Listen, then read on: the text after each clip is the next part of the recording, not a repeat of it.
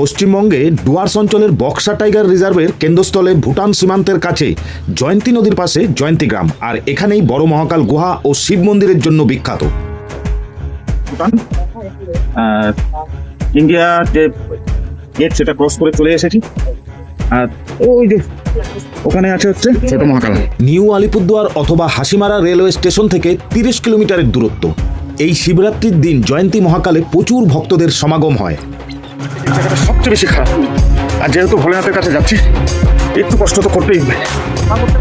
আস্তে আস্তে, চিন্তা নাই, আসো। হর হর মহাদেব। মহাকাল তুঙ্গে থাকলেই তবেই বাবার দর্শন মেলে। পথ অনেকটা কঠিন, কিন্তু একবার চেষ্টা করুন, ঠিক মহাকালের দর্শন পেয়ে যাবেন। বাকি তথ্য জানতে হলে ডেসক্রিপশনে সম্পূর্ণ ভিডিও লিঙ্কটি দেওয়া আছে, একবার দেখে নেবেন।